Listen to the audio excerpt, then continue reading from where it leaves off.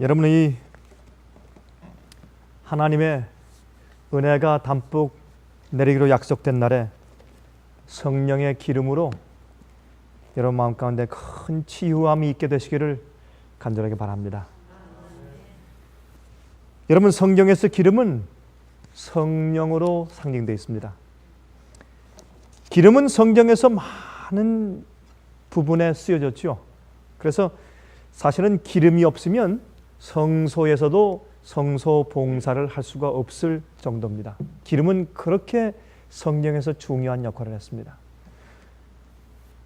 여러분, 기름은 우리를 솟아나게 하는 그런 능력이 있습니다. 기름은 빛을 주고, 또 기름은 우리의 상처를 아물게 하고 치료제가 되고, 또한 기름이 없으면 요리를 할 수가 없습니다. 그래서 이 기름은 얼마나 요긴한 것인지 모릅니다. 기름은 아주 값진 것입니다. 그래서 열처녀의 비유 가운데도 이제 기름이 떨어져서 신랑을 맞지 못한 아주 참 답답한 이야기가 기록되어 있는 것입니다. 그래서 우리가 반드시 기름이 있어야 할 텐데 그것은 성령입니다.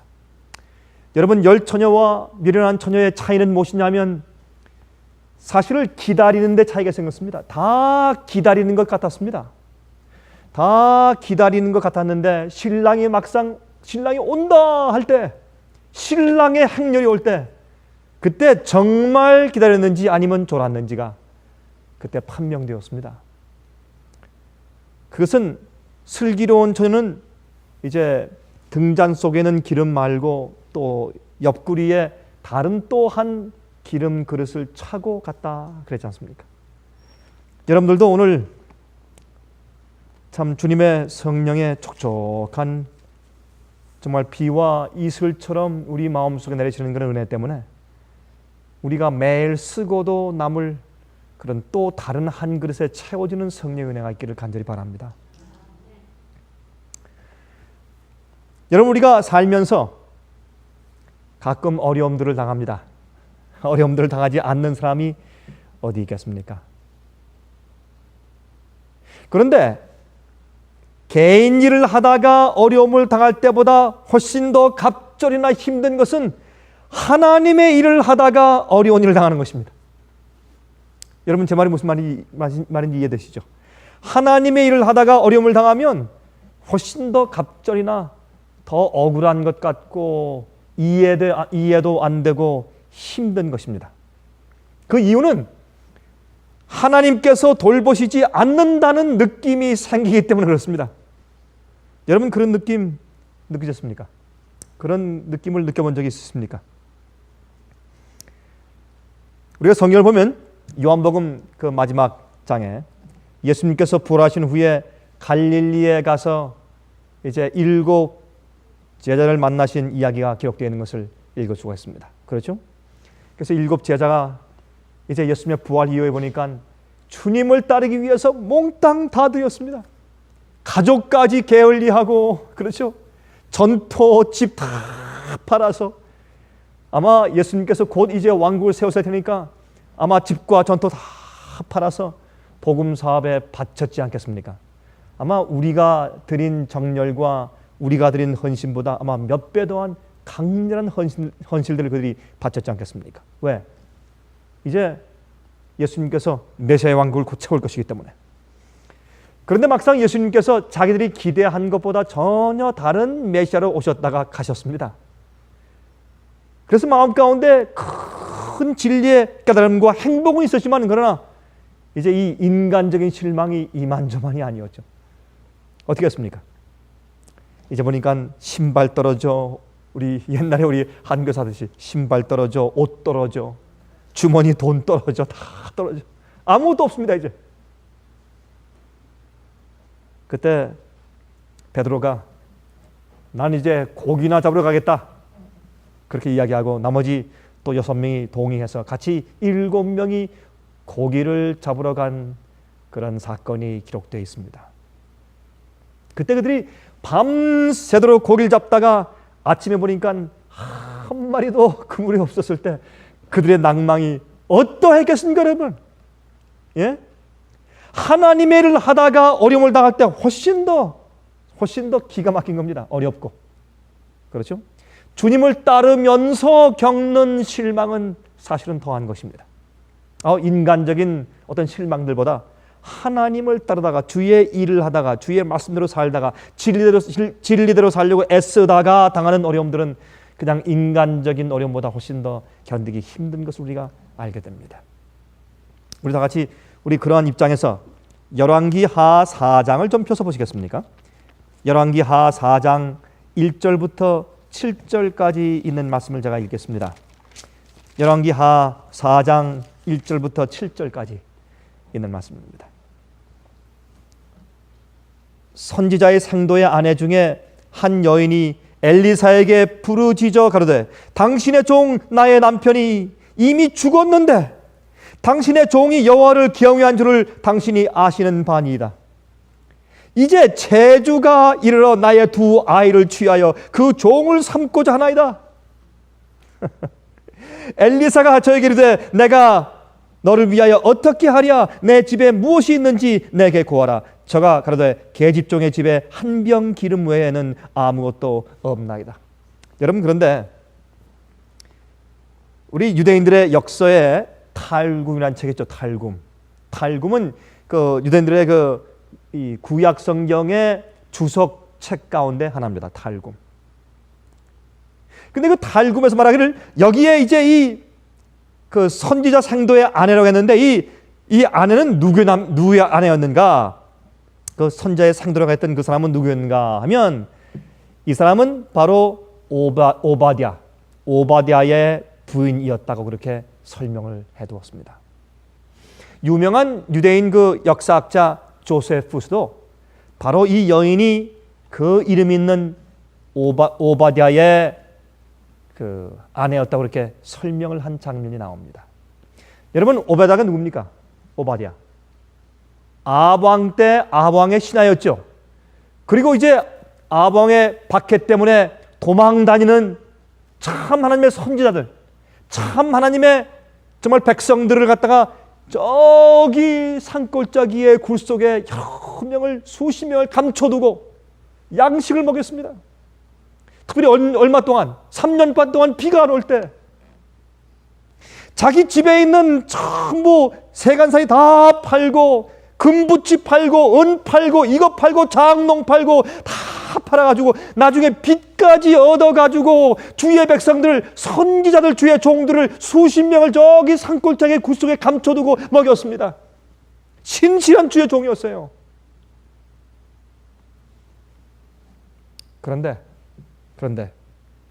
나중에 빚에 쪼들려서 두 아들이 이제 남편이 죽고 나서 참 하나님께서 무심하시지. 이렇게 무심할 수가 있어요? 예? 아직 여러분들은 이런 경험 못 하셨죠?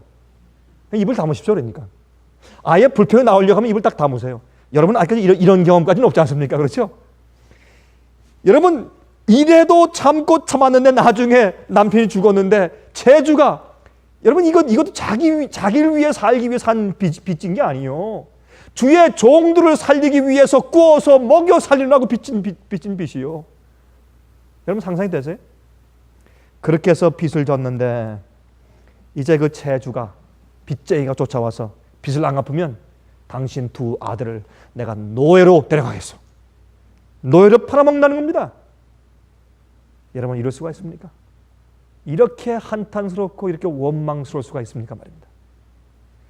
그래서 할 수 없이 이 여인이 참다가 나중에 아마 더 이상 그 인내 한계에 도달했던 모양입니다. 그때 울면서 엘리사에게 와서 주의 종이시여 당신의 종이 내 남편이 어떠했는지 당신이 알고 하나님이 알지 않습니까? 어떻게 이렇게 내버려 둘 수가 있습니까? 그런데요, 여기는 이제 그들의 일상생활에 그들의 경제적인 문제를 도와준 것으로 이 이야기는 끝을 맺습니다. 여러분 그러나 기억하십시오. 성경에 있는 이런 이스라엘 백성들의 역사는 우리의 보이지 않는 영적인 전쟁과 영적인 필요를 채우시는 하나님의 기적과 은혜를 상징하기 위해서 성경 가운데 기록되어 있는 것입니다. 이것은 눈에 보이지 않는 하나님의 역사를 눈에 보이게 우리에게 알려주기 위해서 보이는 역사를 성경에 기록하셨어요. 그래서 구약시대에는 모든 역사는 신약시대에 살고 있는 우리를 위한 영적인 교훈으로 기록되었고, 이것은 거울입니다. 거울. 특별히 말세를 살고 있는 주의 백성들을 위해서 기록된 거울이라고 고린도전서 10장에 사도 바울이 설명했습니다. 여러분 믿으십니까? 이게 주의 말씀입니다. 그래서 그런 입장에서 우리가 읽으면 이 말씀이 우리 마음속에서 깊은 감동을 주고 소망을 주고 우리 문제를 해결시켜 주는 것입니다. 우리가 주님 위에 살고 주님 따르다가 굶어 죽은 사람 한 번도 본 적이 없습니다. 저는 그런 가정은 망하지 않습니다. 그런 백성들은 절대로 세상에서 망하지 않습니다. 주님께서 이 땅에서 고통을 겪게 함으로 항상 우리가 하늘이 그립게 만드는 것은 사실이지만은, 그러나 주님께서 우리를 망하게 하시지 않습니다.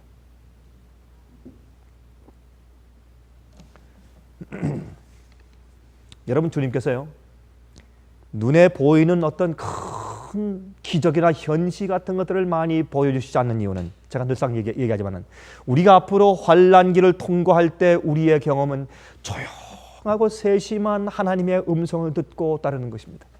아, 이게 주님의 뜻이다.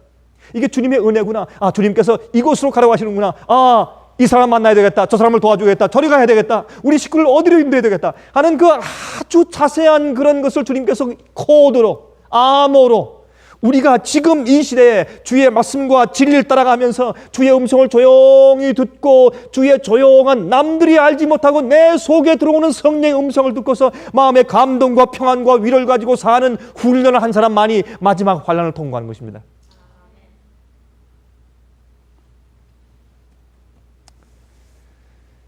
여러분, 그래서 사실은 뭐 우르릉 쾅쾅하는 그런 번개 치는 것 같은, 그런 우레 천둥 치는 것 같은 그런 주의 음성이 들리지 않을 때 우린 조용하게 성령의 기름을 우리 속에 자꾸 채우는 그런 경험들을 해야 합니다. 우린 빈 그릇이 되어야 합니다. 우리 계속 읽겠습니다. 제가 3절. 가로되 너는 밖에 나가서 모든 이웃에게 그릇을 빌라. 빈 그릇을 빌되 조금 빌리지 말고 너는 내 두 아들과 함께 들어가서 무엇을 닫고? 문을 닫고. 왜요? 이것은 지극히 개인적인 경험이에요. 아주 비밀스러운, 자기들만 아는, 자기 식구만 아는 경험이에요. 이게 영적인 깊은 교훈이 우리 속에, 이 속에 들어있는 것입니다. 문을 닫고 그 모든 그릇에 기름을 부어서 차는 대로 옮겨 놓으라. 참 재밌죠? 여인이 물러가서 그 두 아들과 함께 문을 닫은 후에 저희는 그릇을 그에게로 가져오고 그는 부었더니 그릇에 다 찬지라. 여인이 아들에게 이르고 또 그릇을 내게로 가져오라. 아들이 가로되 다른 그릇이 없나이다 하니 기름이 곧 그쳤더라. 그 여인이 하나님의 사람에게 나아가서 고한데 저가 가로되 너는 가서 기름을 팔아 빚을 갚고 남은 것으로 너와 내 두 아들이 생활하라 하였더라. 전제가 이 말씀을 읽으면서 깊은 감동을 받았습니다. 여러분, 이 주님께서 그들에게 이제 기적을 베푸시는데 어떻게 기적을 베푸십니까? 그들이 가지고 있는 것을 통해서 기적을 베풀었습니다. 그들이 없는 것을 가지고 하지 않았습니다. 그들이 가지고 있지 않는 재주, 그들이 가지고 있지 않는 지식, 그들이 가지고 있지 아니한 어떤 것을 가지고 하라고 말씀하시지 않고 그들이 가지고 있는 것. 내게 무엇이 있느냐? 주께서 너를 축복할 수 있는 어떤 것이 있느냐? 예, 제게 지금 남은 것은 딱 기름 한 병밖에 없습니다. 여러분, 기름이 없으면 불을 태울 수도, 등잔불을 태울 수도 없고 요리를 할 수도 없어요. 상처가 날 때 치료할 수도 없고. 우리에게 지금 마지막으로, 제일 마지막으로 꼭 기름 한 병 딱 남았습니다. 됐다. 그거면 족하다. 옆집에 가서 그릇을 다 빌려라. 그 기적을 이해하지 못하는 사람들에게는 그릇이 필요가 없습니다. 여러분이시여, 늦음이 성령이 앞으로 교회 위에 임할 때 교회 안에 의자에 앉아있는 많은 사람들 가운데서 옆에 있는 주의 백성들이 성령을 받을 때 자기는 그 성령을 옆에서 받는 줄도 이해하지도 못하고 알지도 못하고 성령을 받지 못한다고 설명했습니다. 이것은 참 두려운 이야기입니다. 여러분, 그러므로 이것은 지극히 개인적인 경험인데 기름을 채우기 위해서 바짝 마른 심정으로 목마르고 배고픈 심정으로 나가서 정말 이 사슴이 물을 갈급하듯이 갈급지 아니하면 성령이 없습니다. 기름이 없습니다. 마음의 치료가 없습니다. 채워지는 경험이 없습니다. 그래서 우리가 먼저 주 앞에 우리 마음속에 갈급하는 심령을 달라고, 목마른 심령을 달라고 주 앞에 기도해야 합니다. 심령이 가난한 자는 복이 있나니 무엇이 저희 것이요? 천국이 저희 것이. 천국이 저희 것이. 심령이 가난해야 돼요.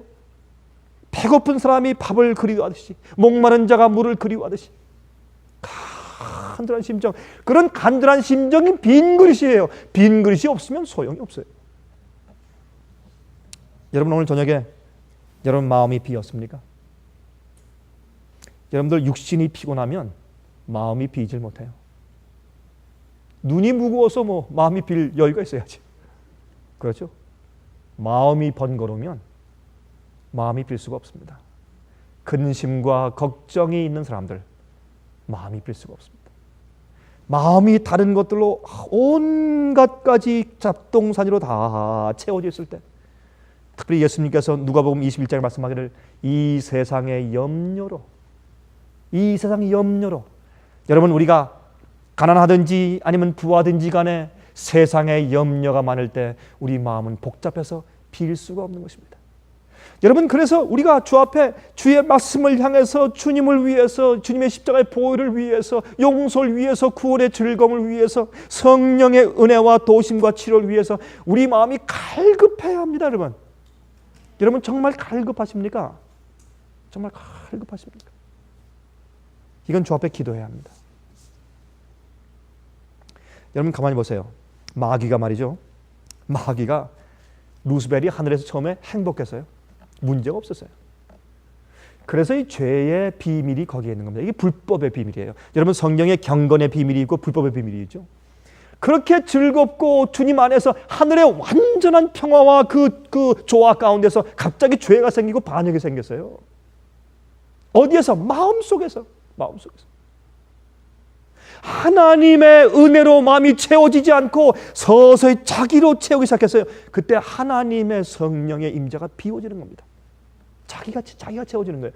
그래서 그 교만과 이기심을 통해서 여러분 잘 아시지만 이제 마귀가 마음 가운데 하나님에 대해서 원망하고 하나님에 대해서 비난하면서 이제 이 반역의 정신이 싹 트기 시작했습니다. 그럴 때 어떻게 됐습니까? 갑자기 얼굴이 어떻게 미소가 사라지고 웃음이 사라지고 만족함이 사라지고 행복이 사라지고 단순한 어린아이 같은 기쁜 심령이 사라지고, 그거는 성숙해서 그런 게 아니에요. 여러분, 성숙한 자도 서기에 말하기를 너희가 어린아이와 같이 아니하면 결단코 천국에 들어가지 못하리라.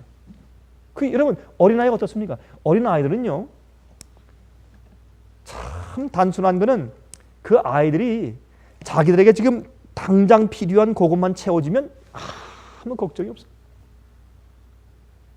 단순하고 즐겁고, 아프지만 않는다면 그 아이들은 항상 즐거워요. 기쁘고, 그 옆에 엄마 아빠만 있으면 이렇게 놀다가 힐끗 벗어 엄마 저 아빠 저기 있다 그러면 기쁜 거예요. 아무 염려 없이. 그게 어린아이입니다.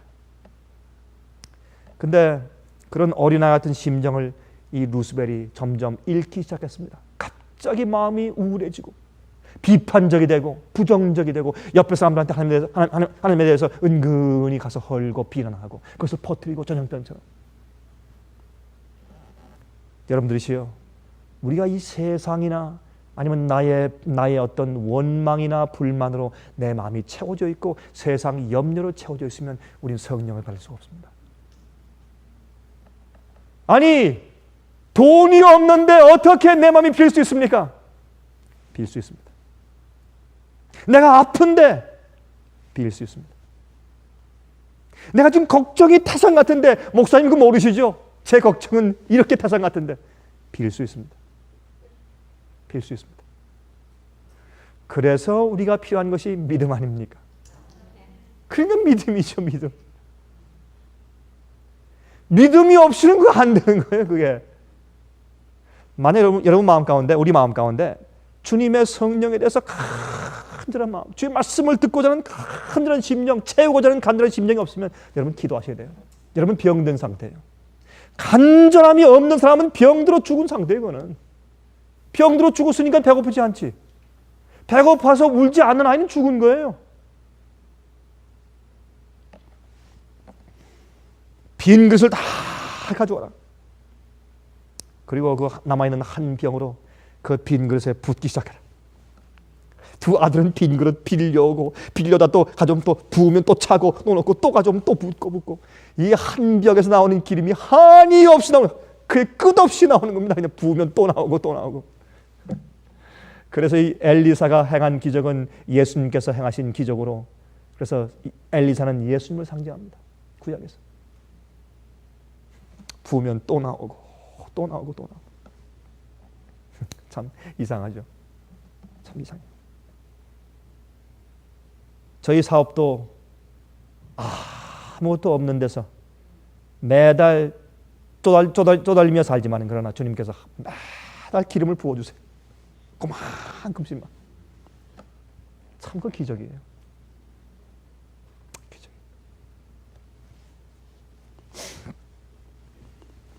오늘도 보니까 어떤 한 분이, 제가 가만히 이름을 보니까 저도 처음 보는 분이에요. 이름을 제가 늘 보니까 제 이름들을 아는데 전혀 모르는 사람이에요. 제가 어디에 제가 집회 가서 만난 사람도 아니고. 근데 500불 이렇게 써서 왔어요. 아마 분명히 그분은 우리의 탭을 들었든지 뭘 받았든지 하여튼 무엇을 받아서 그 마음 가운데 감동함을 보냈을 거예요. 아무것도 없는데 하나님, 요 기름 떨어지면 우리 아무것도 이제 없습니다. 그런데 부어주시고 또 부어주시고 부어주셔서 그게 한 달 가고 두 달 가고 1년 가고 2년 가고 3년 가고 5년 가고 10년 가요. 우리가 이런 기적을 항상 보며 살면서도 그래도 믿음이 없어요. 그러면서 매일 불평하고 매일 원망하고 매일 부정적이고 매일 마음 가운데 불안해하고 그래요. 그게 우리 인간들이에요. 문을 닫고 빈 그릇에 기름을 부으라. 여러분들 문을 닫고 조용히 성령의 기름을 받는 경험들을 하십니까? 조용히. 여러분 다 이렇게 하고 나니까, 여기 보니까 됐어요. 다 하고 나니까 그걸 갖다 팔아라. 팔고 난 돈 가지고 빚을 다 갚고 남는 것으로 생활해라. 다시 말해서 주님께서 주실 때는 주님의 기적은 항상 넘쳐 흘러요. 여러분 시편 23장 보시면 그런 말씀 나오죠. 예? 내 머리에 기름을 부으시니 내 잔이 넘치나이다. 주의 선하심과 인자하심이 어떻게 해요? 정녕 나를 따르니 내가 여호와 집에 어떻게 해요? 영원히 거하리로다. 이게 믿음을 가진 자의 확신이고 간증이고 믿음입니다. 여러분 성경에서요, 예수님께서 이제 그 기적을 행하실 때 물고기 2마리와 보리떡 몇 개요? 5개. 기적을 행하신 5,000명 먹으신 다음에 얼마나 남았습니까? 12광주리가 남았어요. 주님의 기적은 항상 넘쳐 흘러서 남아요. 남아서 못 먹는 사람들한테 갖다 줄 수 있어요. 그러니까 이 기름을 팔아가지고 어떻게 해요? 다 팔아가지고 빚을 다 청산하고 지금 노예로 팔려가기 위해서 수갑 채워진 두 아들의 수갑이 풀려지고 나서도 나머지 여생 동안 살 돈이 생겼어요. 빈 그릇은 성경에서 우리 사람의 마음을 상징했습니다. 사도행전 9장 15절에 말씀하기를 우리를 그릇으로 주님께서 사용하신다고 말씀했어요.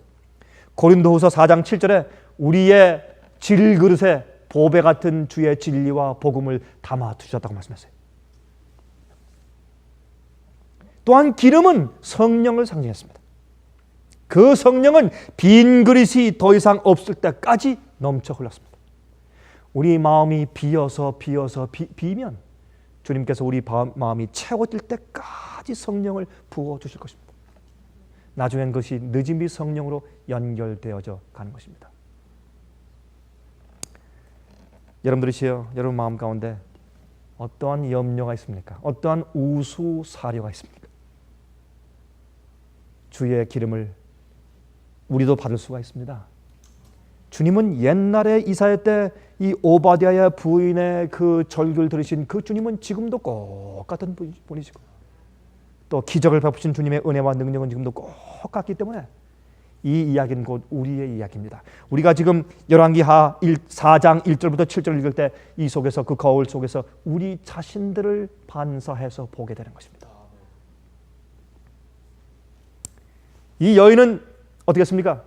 그 남편이 빚을 내서라도 주의 종들을 먹여 살리는 큰 수고 헌신을 하는 것을 보았기 때문에 이 부인도 믿음이 있었어요.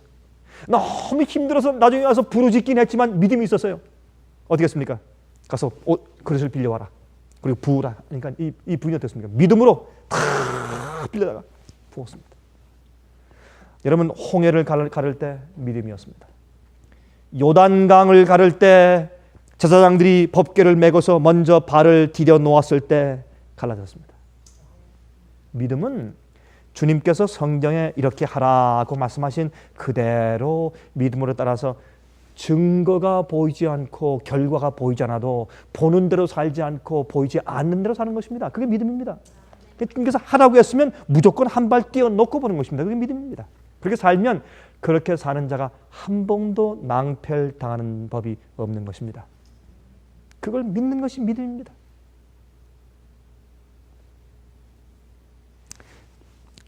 여기서 우리 한 가지를 좀 알고 지나가십시다.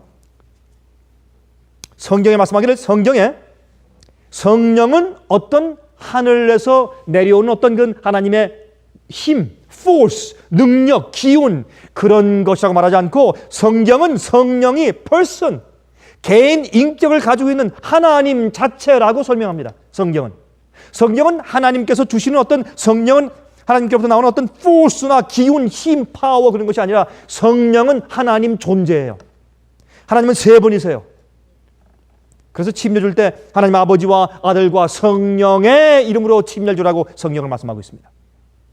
그래서 사도행전 5장 3절에 말씀하기를, 내가 성령을 속이느냐 그랬어요. 아나니아와 또 삽비라, 너희가 성령을 감히 속이느냐? 여러분, 인격체가 아닌 포스나 파워나 어떤 기운 같은 것을 어떻게 속여요? 인격체를 속이죠. 그래서 성경을 말하기를 어떻게 성령을 속이느냐 그랬어요. 에베소 4장 30절에 말씀하기를 성령을 근심케 하지 말라 그랬어요. 왜요? 성령은 인격체이기 때문에. 인격체가 아닌 기운은 근심케 할 수가 없어요. 요한복음 16장 13절과 14장 26절에 말씀하기를 성령께서 너희를 모든 진리 가운데로 인도하시고 가르치신다고 말씀했어요. 여러분, 어떻게 기운이 인도하고 가르칩니까? 그것은 어떤 사람 인격체가 하는 일로 표현되는 것입니다. 마태복음 12장 32절에 말씀하기를 성령을 거스리는 죄는 사함받지 못한다고 말씀되어 있습니다. 그러므로 성령은 인격체를 가지고 있는 하나님이십니다.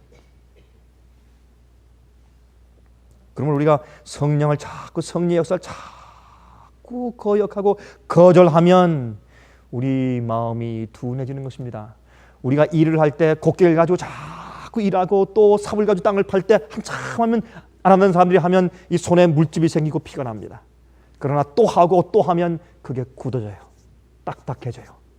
더 이상 아무리 일을 해도 거기에 통증이 더 이상 없고 또 갈라지고 피가 나지 않는 것입니다. 마찬가지입니다. 성령께서 우리 마음 가운데 계속 역사하실 때 우리가 거절하면 나중에 우리 마음이 아프지만은 점점 통증을 잊어버리고 나중에 성령의 감동을 느끼지 못할 정도로 우리 양심에 상처가 생겨서 굳어지면 그것이 성령을 거스리는 죄가 되는 것입니다. 성령은 인격죄입니다. 우리가 매일 성령을 받아야 합니다.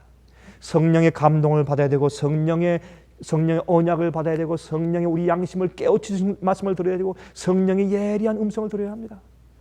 그래서 우리 마음 가운데 주의 계명을 어기고 음흉한 생각을 가지고 있는 마귀의 종이 되어 있는 그런 모든 생각을 전부 다 떨쳐버려야 합니다.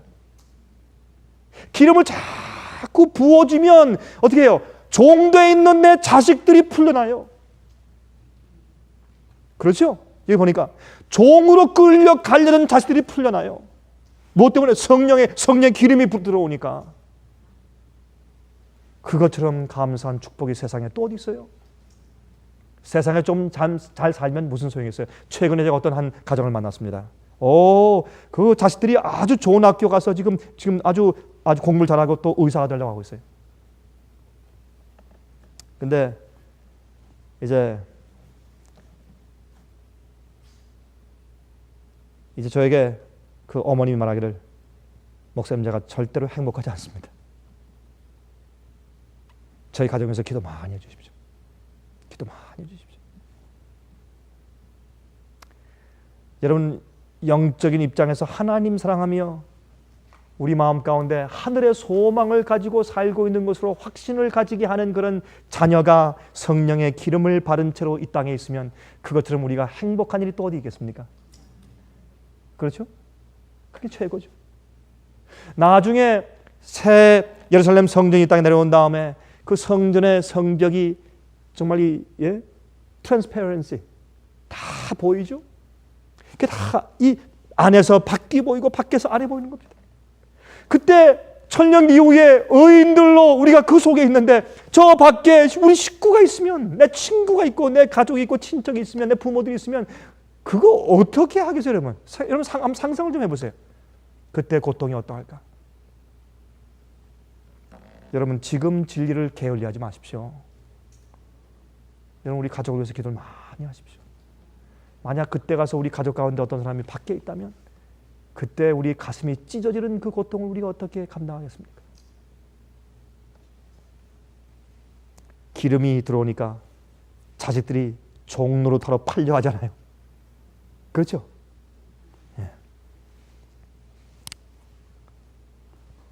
성령의 결핍 때문에 죄와 세상과 마귀의 종이 된 상태에서 살 수밖에 없는 것입니다. 성령이 들어오시면 해방되고, 또한 해방시킨 다음에 또 어떻게 해요? 계속 능력 있게 살 수 있는 충분한 능력, 기름이 들어오는 것입니다. 그게 이 기적의 이야기입니다. 빈 그릇이 없을 때까지 채워줍니다. 그래서 우리 마음 가운데 항상 믿음을 가지고 마음을 비워야 합니다. 세속을 비우고 근심과 염려를 비우고 주님을 신뢰하는 믿음을 가지고 계속 나가서 우리 간절히 주 앞에 간구해야 합니다. 우리 마음이 채워질 때까지 간구하고 또 간구하고. 여러분, 참 재미있는 것은요, 예수님의 12 제자들이 12명이 다 성령을 받으니까 딴 사람들이 되었습니다. 그렇죠? 제일 처음에 여러분 요한복음 6장을 보면 너희 중에 하나가 마귀라 그랬어요. 누굽니까? 가룟 유다. 너희 중에 하나가 마귀라. 그러니까 예수님의 제자들 가운데서 12분의 1이 마귀예요. 또요, 그 중에 또 한 사람은 의심하는 자였어요. 누굽니까? 도마. 그러니까 적어도 6분의 1이 잘못되어 있어요 지금. 맞습니까? 또 베드로는 비겁하고 배반하고 부인하는 사람이었어요. 그러니까 4분의 1은 12명 가운데 3명이니까 4분의 1이 잘못되어 있는 거예요 지금. 또 마가복음 3장을 보면 그 우레의 아들들 얘기 나와요. 우레의 아들들. 누굽니까? 요한과 야고보. 우레의 아들들. 성격이 급하고 칼날 같고 야심 많고. 그러니까 12명 가운데 5명이 잘못된 거예요. 또 나중에 보니까 또 서로 다투고 서로 높아지려고 하고, 어떤 의미에서 12명 전부 다 눈에 볼 때 한심했어요. 그런데 예수님이 십자가 돌아가신 다음에 그들이 무엇을 느꼈습니까? 아, 우리가 기다린 메시아의 관이 잘못되었구나 이게. 그래서 메시아를 다시 발견해요. 예수님이 이 땅에 오신 이유와 목적이 무엇인지 그들이 드디어 이해합니다. 아, 나를 죄에서 구원하시기 위해서 오신 것이구나. 나를 이 땅에서 영화롭게 하시기 위해서 오신 것이 아니라 나를 구원하기 위해서. 내가 그래서 그 하늘과 그 의를 먼저 구하면 내가 원하는 영광은 주님께서 필요하시면 내가 주시는 것이고 주께서 더 하시겠구나. 그걸 그들이 깊이 이해하게 돼요. 이해하게 된 다음에 그 다음에 어떻게 합니까? 깨닫고서 서로 죄를 고하고 주 앞에 간절히 기도하면서 목마르고 배고프게 되어서 그들의 마음이 빈 그릇들이 되었어요. 빈 그릇들이 된 다음에 그 다음에 기도하니까 성령이 그냥 쏟아져 와서 기름으로 그 그릇들을 전부 채웠어요. 사실은 유대 나라에 있는 유대 교회의 그 성령의 기름이 다 부어질 뻔했는데 여러분 대표로 오순절날 다락방 위에 있는 120명에게 기름 성령이 채워진 겁니다. 그 역사가 앞으로 교회에게 다시 반복될 것입니다.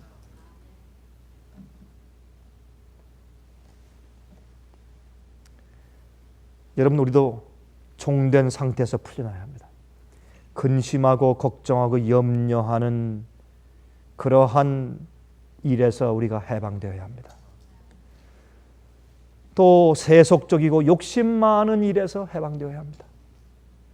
늘 부정적인 사고방식을 가지고 있는 데서 해방되어야 합니다. 원망과 불평의 생각에서 해방되어야 합니다. 시기와 질투심에서 해방되어야 합니다. 교만한 마음에서 해방되어야 합니다. 이기심에서 해방되어야 합니다. 그래야 우리 마음이 비워지죠. 그때 성령이 임합니다. 저도 그렇게 마음이 비워지기를 간절히 원합니다. 제 마음의 소원입니다. 그래서 우리가 종된 상태에서 풀려나서 실컷 쓸만한 여유가 생기게 되는 것입니다. 여러분 우리가 부르는 찬송 가운데서 그런 찬송이죠. 성령이여 강림하사 나를 감화하시고 애통하며 회개한 마음 충만하게 합소서. 근데 이 찬송을요 영어 찬송을 보면 참 은혜가 있어요. 그 가사 이래요. Hover over me, Holy Spirit. 성령님이시여 비둘기처럼 내 위에 머물러 계셔 주십시오. 내 위에 이렇게 예? 와서 머물러 있는 거예요. 그런데 그 두 번째 단에 이런 말씀이 있어요. Fill me with thy hallowed presence. Come, oh come and fill me now. 오 당신의 거룩한 임재로 나를 채우시옵소서. 오시옵소서. 그리고 나를 지금 채워주시옵소서. 이게 빈 그릇 얘기거든요. 사실 이 찬송이 Fill me now, fill me now. Jesus come and fill me now. 주님, 예수님 지금 오셔서 나를 채워주십시오. 나를 채워주십시오. Fill me with thy hallowed presence. 당신의 거룩한 임재로 채워주십시오. Come, oh come and fill me now. 오시옵소서. 나를 채워주시옵소서. 그렇게 되어 있어요.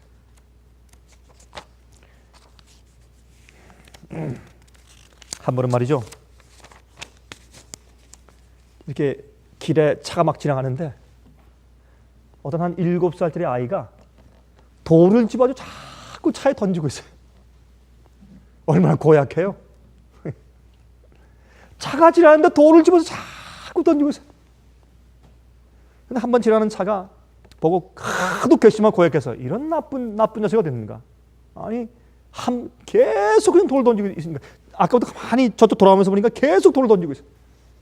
그래서 탁 내려가지고 한 사람이 옆에 차를 떼고서 뛰어가서 그 아이의 두 손을 꽉 잡고 그냥 야단치면서 너 이놈 지금 뭐라는 거야?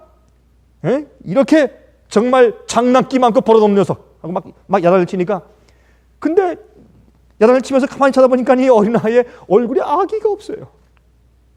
그래서 이 아이가 갑자기 주먹만한 눈물이 그냥 뚝뚝뚝 막 떨어지는 거예요. 눈에서 막 우는 거예요. 그래서 이 아이가 무슨 이유가 있는 모양이다. 그 손을 놓고서 얘야 왜 그러니? 너 돌을 왜 던졌지? 그러니까 이 아이가요 이 어른의 손을 붙잡고서 여기 가더니 저쪽 끌고 와요. 가서 보니까 어떤 청년이 휠체어를 타고 있다가 떨어져 가지고 이렇게 땅에 이렇게 떨어져서 얼굴이 땅에 이렇게 박혀 있는데 일어날 수가 없어요. 이 사람이 내 형입니다. 아이가 하는 얘기가. 우리 형이 휠체어에서 떨어졌는데 내가 지금 힘이 없어 이렇게 세울 수가 없습니다. 날 좀 도와주세요. 이 도움을 청하는 것이에요. 돌 던지는 게 도움을 청하는 것이었어요.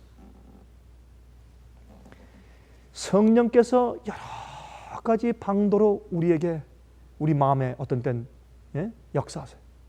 아프게도 하셨다가 고통도 주셨다가 예, 이 세상에서 시련을 당해서 고민케 하셨다가 낭만케 하셨다가 좌절과 어려움의 경험도 주셨다가 해서 우리 마음 가운데 자꾸 돌을 던지세요. 어떤 의미에서 우리가 귀찮게. 근데 이유가 있어요. 우리가 얼마나 많은 경우에 조용한 성령의 음성을 거절하는지.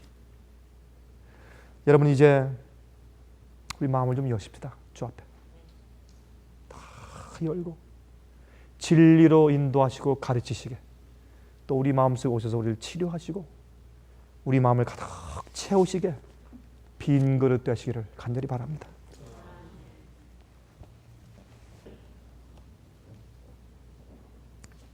하늘에 계신 우리 아버지, 오늘도 우리가 주님의 임재를 너무나 사모하는 간절한 또 빈 그릇을 가지고 주 앞에 나왔사오니, 주여 오늘 성경에 말씀해 주신 것처럼 저희 빈 심령들 속에 하나님의 거룩한 임재, 성령의 기름으로 채워 주시옵소서. 그래서 우리의 모든 이 생의 문제가 하나님의 임재로 참 축복으로 바뀔 수 있도록 주님 축복해 주시길 간절히 기도합니다. 자비하신 하늘에 계신 아버지, 우린 주님의 능력을 믿습니다. 저희를 인도하시고 구원하시는 주님의 섭리를 믿습니다. 주여, 우리 마음속에 있는 것들을 다 비우기 원하오니, 근심입니까? 염려입니까? 불신입니까? 욕심입니까?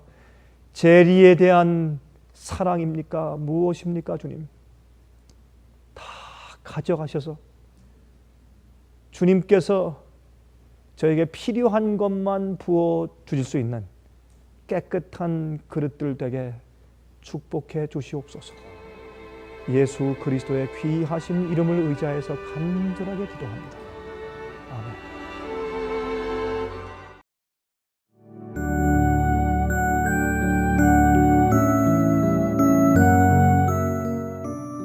예수님의 재림이 가까워오고 있습니다. 지금은 영원한 하늘을 위해 준비해야 될 때입니다. 머지않아 우리의 재물은 아무 쓸모없는 것이 되고 말 것입니다. 하나님께 은혜를 받으셨다면 받으신 축복을 생애의 빛 복음 사업을 위해서 나누지 않으시렵니까? 헌신하시는 성도님들의 손길에 하나님께서 후히 갚아주실 것입니다. 후원해 주시는 모든 성도님들께 감사드립니다.